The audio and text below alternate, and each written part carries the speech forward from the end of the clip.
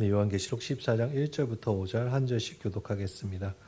또 내가 보니 보라 어린 양이 시온산에 섰고 그와 함께 14만 4천이 서 있는데 그들의 이마에는 어린 양의 이름과 그 아버지의 이름을 쓴 것이 있더라.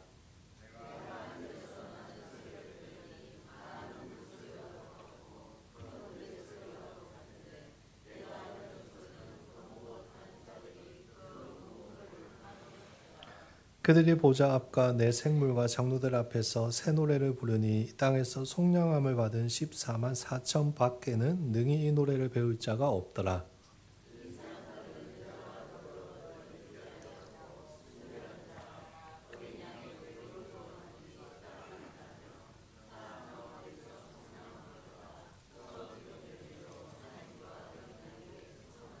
같이 읽겠습니다. 그 입에 거짓말이 없고 흠이 없는 자들이더라. 아멘. 오늘 오후에도 귀한 자리 함께 해주셔서 감사합니다. 우리가 요한계시록 12장과 13장을 통해서 요한이 환상을 통해 큰 용 사탄과 또 그 수하에 있는 두 짐승들에 대해서 살펴보았습니다. 이렇게 12장과 13장에서는 사탄의 세력에 대해서 보여주었다면 이제 반대로 14장에 와서는 그 앞부분에서 구원받은 자의 하나님의 백성들을 보여주고 있습니다. 오늘 본문 14장 1절에 보실까요? 이렇게 적혀 있습니다. 같이 읽겠습니다. 또 내가 보니 보라 어린 양이 시온산에 섰고 그와 함께 14만 4천이 서 있는데 그들의 이마에는 어린 양의 이름과 그 아버지의 이름을 쓴 것이 있더라. 아멘. 여기 보시면 요한이 어린 양이 어디에 있죠? 시온산에 14만 4천의 성도들과 함께 서 있는 광경을 보았다라고 기록하고 있습니다. 사실 여기에 등장하는 14만 4천에 대해서는 우리가 이미 살펴본 적이 있습니다. 어딘가 하면 계시록 7장입니다. 계시록 7장에 14만 4천의 무리가 처음 등장하였고 오늘 또 계시록 14장에 와서 두 번째로 등장합니다. 그렇다면 계시록 7장에 등장하는 14만 4천과 오늘 우리가 살펴보는 14장에 등장하는 14만 4천은 다른 사람들을 의미하는 것일까요? 그렇지는 않습니다. 7장과 14장에 등장하는 14만 4천은 동일한 집단을 가리킵니다. 여기에 등장하는 숫자 14만 4천은 신천지 같은 이단에서 이야기하는 정확한 숫자 14만 4천의 사람을 가리키는 것이 아니라 히브리 문화권에서 완전수와 또 충만수로 쓰이는 숫자들을 곱한 상징적인 숫자로서 누구를 가리키는가 하면 예수 안에서 구원받은 하나님의 백성들을 가리키는 것입니다. 따라서 7장과 14장에 등장하는 14만 4천은 모두 다 동일하게 예수 안에서 구원받은 하나님의 백성을 의미하는 것입니다. 단지 7장과 14장에서 묘사하는 관점과 강조점이 다르다라는 차이가 있습니다. 그 차이가 여러 가지가 있는데 그 중에서도 우리가 가장 중요하게 살펴볼 차이점은 이 14만 4천의 사람들이 어디에 있는가라는 사실입니다. 계시록 7장에서는 이 사람들이 어디에 있었는가 하면 이 땅 위에 있었습니다. 그런데 오늘 반대로 계시록 14장에서는 이 사람들이 어디에 있다라고 표현하고 있죠? 시온산에 있습니다. 먼저 계시록 7장부터 우리가 한번 생각해 보겠습니다. 혹시 기억이 나실지 모르겠지만 계시록 7장은 7나팔 재앙 중에서 6번째 나팔 재앙과 7번째 나팔 재앙 그 사이에 특별히 삽입된 중간 계시라고 제가 말씀을 드렸습니다.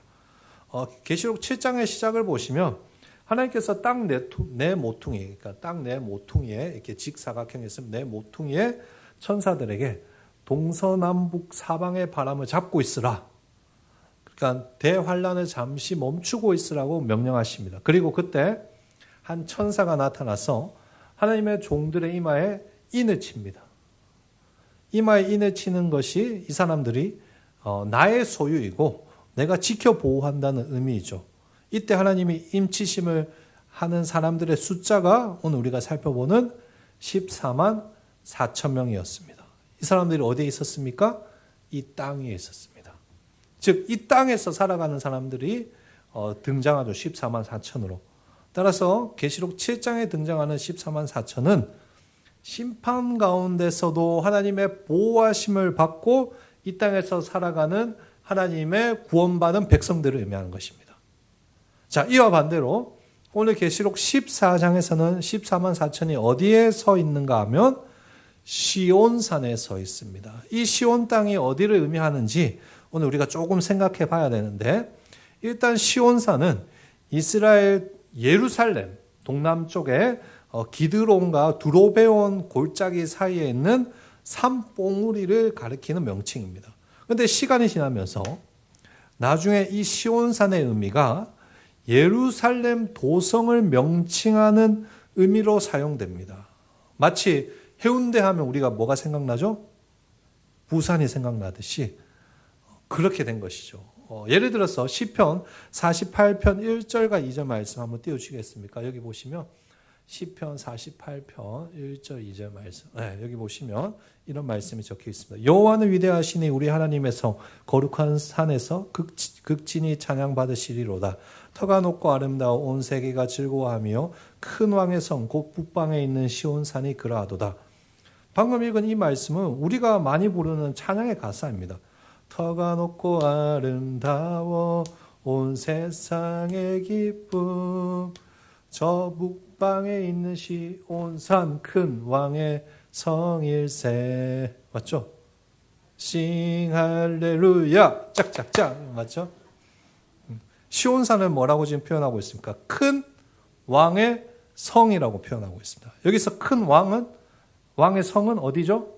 예루살렘입니다. 그러니까 예루살렘과 시온산이 같은 의미로 사용되는 것이죠.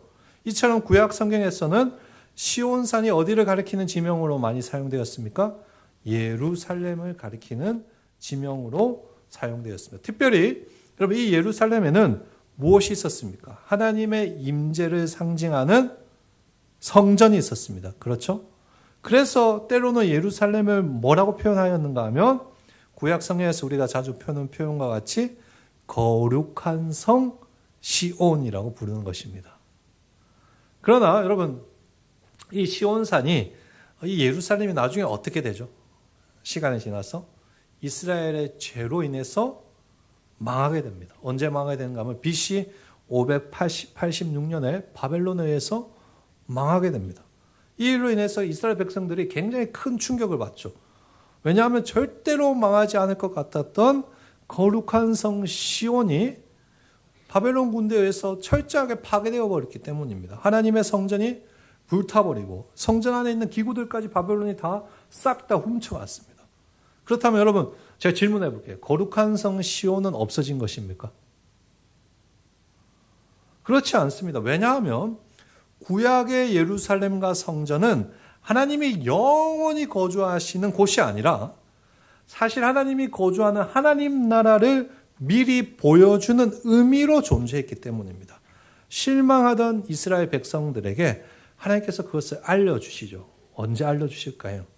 이스라엘이 포로로 잡혀갔을 때 선지자들을 통해서 알려주십니다. 예루살렘이 무너진 후에 선지자들이 이 시온산을 더 이상 눈에 보이는 예루살렘 성읍으로 말하지 않습니다. 선지자들은 시온을 하나님께서 다스리시는 나라, 곧 하나님의 통치가 이루어지는 하나님 나라의 상징으로 선포합니다. 예를 들어서 이사야 선지자 그런 이야기 제일 많이 하고 예루살렘이 무너지고 백성이 포로로 끌려가 있는 상황 속에서 이렇게 선포하죠. 시온을 향하여 이르기를 하나님이 통치하신다. 이것은 무너진 땅 예루살렘을 넘어서 하나님께서 영원히 다스리시는 통치의 현실을 바라보게 하는 것입니다. 우리가 다 아는 찬송가 중에 시온의 영광이 빛나는 아침 노래 있죠. 거기 보면 이런 가사가 있잖아요. 시온의 영광이 빛나는 아침 어둡던 이 땅이 밝아오네. 슬픔과 애통이 기쁨이 되니 시온의 영광이 비춰오네. 여러분 이 찬송가가 이사야 60장의 말씀을 찬양으로 바꾼 것입니다. 여기에 나오는 시온이 하나님의 통치를 의미하는 것입니다. 즉, 이 찬양의 내용은 하나님께서 다시 시온을 회복시켜 단순히 예루살렘이라는 땅을 회복시키는 것이 아니라 하나님 나라의 통치를 다시 세울 것을 이야기하는 것입니다. 그런데 이렇게 선지자들이 외쳤던 이 거룩한 성 시온이 신약에 이르러서는, 이 하나님의 통치가 신약에 이르러서는 예수 그리스도 안에서 무엇으로 드러나게 될까요? 하나님 나라라는 개념으로 드러나게 된 것입니다. 지금 흐름을 따라오고 계시죠? 네. 시온이 어떤 명칭으로 사용되었다고요? 구약에서는 예루살렘, 맞죠? 근데 이게 포로기 때 선지자를 통해서 이게 무엇을 의미하는 것이라고요? 하나님의 통치. 근데 이게 예수 신약 시대 와서 예수님 안에서 어떤 개념으로 더 발전하게 된다고요? 하나님 나라. 시간 관계상 제가 다 자세하게 설명할 수는 없지만 신약에 와서 이 시온 땅은 무엇을 의미하는가 하면 더 이상 특정한 지리적인 장소가 아니라 하나님께서 다스리시는 하나님 나라를 지칭하는 개념이 되어버립니다. 그래서 신약 성경에 등장하는 시온산은 이제 구약과 달리 어떤 의미로 쓰이는가 하면 하나님 나라라는 개념으로 사용되는 것입니다. 예를 들어서 히브리서 12장 22절 말씀 한번 띄워주시겠습니까? 여기 보세요. 이렇게 적혀 있습니다. 자, 히브리서 말씀입니다. 그러나 너희가 이른 곳은 시온산과 살아계신 하나님의 도성인 하늘의 예루살렘과 천만 천사와, 이 말씀이 단번에 이해가 되지 않으실까 봐 제가 쉬운 성경, 우리 애들이 보는 쉬운 성경으로 준비했습니다. 한번 띄워주시겠습니다. 그러나 여러분은 시온산에 이르렀으며 살아계신 하나님의 성 하늘의 예루살렘에 이르렀습니다. 이곳은 수많은 천사들이 기뻐하며 함께 모여 있는 곳입니다. 여기 보시면 시온산을 뭐라고 표현하죠? 하늘의 예루살렘. 이처럼 신학시대에 와서 시온산은 어디를 이제 가리키는 것입니까? 하나님 나라를 의미하는 것입니다. 자, 여기까지 왔다면 이제 계시록 7장과 계시록 12장의 위치를 다시 명확하게 해봅시다. 계시록 7장에 나온 14만 4천은 어디에 있는 사람들이라고 했습니까? 땅에 있는 사람들입니다. 믿음을 지키면서 환난을 통과하는 사람들이죠. 이 사람들은 우리가 다른 말로, 우리 이제 신학교에 가면 배우는 말 중에 전투하는 교회라고 합니다. 전투하는 교회. 이 땅에서 믿음을 지키며 전투하며 살아가는 거죠. 영적인 전투. 근데 14장에 와서 이 14만 4천은 이제 어디에 있습니까? 하늘의 시온산에 있습니다. 이 사람은 또 어떻게 표현할 수 있을까요? 하늘의 예루살렘, 아니. 아까 제가 교회로 표현했죠. 전투하는 교회. 자, 전투하는 교회. 자, 승리한 교회입니다. 그러니까 정리하자면 계시록 7장의 14만 4천 명은 환난 가운데 인침을 받는 전투하는 교회이고 구원받는 백성이고, 그 환난을 통과 이제 14장에 와서는 구원을 받아서 시온산에서, 화면 좀 제 얼굴 좀 비춰주시죠. 그 사람들이 뭘 하고 있는 것입니까? 이제 승리하여서 어린 양 예수와 함께 시온산에 있는 것입니다. 우리가 12장과 13장, 계시록 12장과 13장에 살펴본 것처럼 사탄과 짐승들은 교회 공동체를 핍박하고 괴롭히고 죽일 수 있습니다. 그렇죠? 그리고 그것으로 인해서 우리는 일시적으로 패배할 수 있습니다. 고난을 당할 수 있고 힘든 시간을 통과할 수 있습니다. 그러나 그것이 끝이 아니라는 것을 지금 14장에서 이야기해 주는 것이죠. 14장에서 보는 것과 같이 시온산의 14만 4천 명을 통해서 이 땅에서의 패배가 완전한 패배가 아니라는 것을 이제 우리에게 확인시켜 주는 것입니다. 즉 14장의 14만 4천은 교회 공동체가 끝내 승리할 것을 우리에게 알려주는 것입니다. 그래서 이렇게 승리한 교회가 당연히 무엇을 할 수밖에 없습니까? 구원의 감격에 기뻐서 새 노래를 부르는 것입니다. 3절 말씀인데요. 우리 3절 말씀 같이 한번 읽어보도록 하겠습니다. 그들이 보좌 앞과 땅에서 속량함을 받은 14만 4천 밖에는 능히 이 노래를 배울 자가 없더라. 아멘. 여기 보시면 새 노래를 부르는 것이 기록되어 있습니다. 그런데 여기서 우리가 주목해야 할 표현이 이 하늘에 있는 14만 4천만이 새 노래를 배울 수 있다라고 표현하는 것입니다. 3절에 다시 한번 보실까요? 이 14만 4천에 대해서 뭐라고 표현합니까? 땅에서 속량함을 받은 자들, 즉 땅에서 환난을 통과해서 구원을 받은 자들이라는 것입니다. 그러니까 새 노래는 어떠한 것들입니까? 내가 배우고 싶다고 배울 수 있는 그런 것이 아니라는 것입니다. 새 노래는 오직 누구만이 부를 수 있는 것입니까? 구원받은 우리들만이 부를 수 있는 감격의 노래입니다. 그렇습니다. 이 노래는 어떤 자들이 부르는 노래인가? 이 땅에서의 삶이 마칠 때까지 믿음을 잘 지켜서 구원을 받아 하나님의 나라에 도착한 자들만이 부를 수 있는 영광의 새 노래입니다. 그래서 4절과 5절이 등장하는 것이죠. 우리 4절과 5절 말씀도 같이 한번 읽어보도록 하겠습니다. 이 사람들은 여자와 더불어 더럽히지 아니하고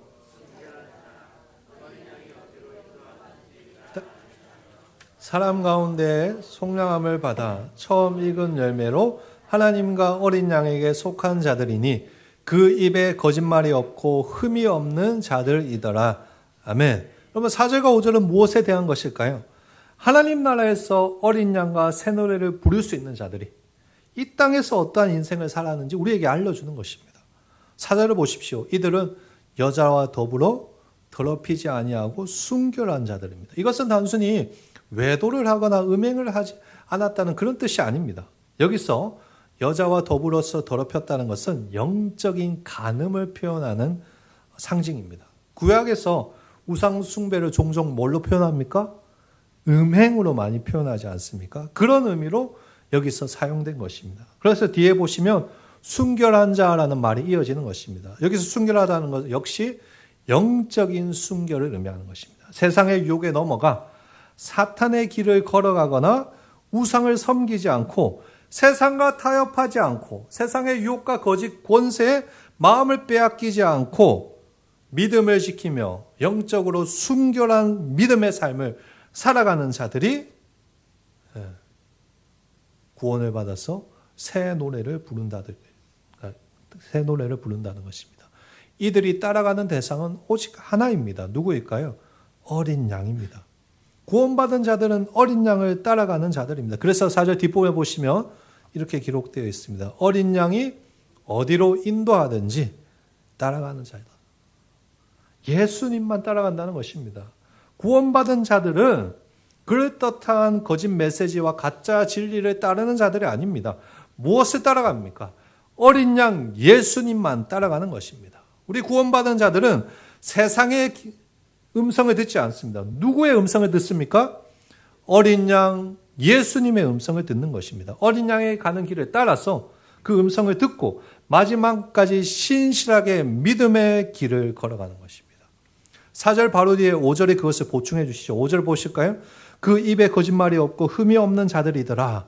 거짓말이 없다는 것은 단지 거짓말을 아예 안 한다는 그런 의미가 아니라 짐승의 거짓 선전과 우상 숭배의 거짓말에 동조하지 않았다는 것입니다. 교모하게 속이는 그 거짓 복음을 따르지 아니하고 번영과 성공을 약속하는 거짓 약속에 속지 않았다라는 것입니다. 5절 뒷부분에 흠이 없다는 것도 마찬가지입니다. 흠이 없다는 것은 도덕적으로 무결점하다는 이야기가 아니라 예수를 믿는 믿음 때문에 하나님께서 의롭게 여겨주신다는 것입니다. 세상의 공격과 핍박 가운데서 믿음을 지키니까 하나님이 나는 부족하고 연약한 존재이지만 하나님이 나를 의로운 하나님의 자녀로 인정해 주신다는 것입니다. 결국 4절과 5절을 정리하자면 승리한 14만 4천은 한마디로 무엇입니까? 세상 가운데 믿음을 지키고 예수를 따르는 자들입니다. 왜 14만 4천 명의 사람들이 시온에 서서 새 노래를 부르는 것인가? 끝까지 4절과 5절에 나온 것 같이 신실하게 예수 안에서 믿음을 지켰기 때문입니다. 여러분 오늘 예배에 참여한 우리 모든 성도님들이 시온산에서 예수님과 함께 새 노래를 부를 수 있는 승리자들이 되시기를 진심으로 축복합니다. 오늘 우리가 살펴본 말씀 앞에서 이 말씀들 앞에서 우리가 무엇을 결단해야 되겠습니까? 예수 안에서 끝까지 믿음을 잘 지켜 살아가기를 결단해야 되는 것입니다. 여러분 어린 양 예수만 따라가시기를 축복합니다. 거짓 메시지와 유혹에 넘어가지 마시고 오직 예수님만 바라보고 믿음의 길을 걸어가십시오. 세상에서는 손해보는 선택처럼 보일지라도 거짓을 따르지 않고 어린 양 예수님을 따를 때 하나님께서 끝까지 우리를 붙들어 주시고 끝내 구원해 주시고 시온산에 서서 14만 4천의 새 노래를 부르게 될 줄은 믿습니다. 여러분 그런 복을 누리시기를 소망합니다. 계시록 7장에서 우리가 이미 한번 살펴본 것처럼 하나님께서는 우리들에게 어린 양의 이름과 아버지의 이름을 우리의 이마에 받게 하셨습니다. 우리를 당신의 소유로 삼으셨습니다. 그래서 우리가 예수 안에서 믿음을 지키며 살아갈 때 부족한 것도 많습니다만 하나님은 우리를 절대로 버리시지 않습니다. 실수도 하고 넘어질 수 있지만 그래도 여러분 믿음을 붙들고 살아가신다면 하나님이 우리를 지키시고 보호하셔서 환난을 통과해서 끝내 어디에 서게 하실 것인가? 시온산에 서게 하실 것입니다. 그러한 사실을 확실히 붙잡을 수 있는 2026년 되시기를 소망합니다. 예수 믿는 거 쉽지 않습니다. 고난도 있고 생각처럼 일이 잘 되지 않을 때도 있습니다. 그러나 잊지 마십시오. 예수 안에서 믿음 지키며 살아갈 때 우리의 인생의 마지막 종착지는 어디입니까? 거룩한 성 하나님의 시온산 하나님 나라입니다. 그러니 주님 만날 그날까지 이 세상에서 믿음을 잘 지키시고 시온산에서 앞으로 새 노래를 부를 수 있는 복된 인생 되시기를 예수님의 이름으로 축원합니다. 아멘.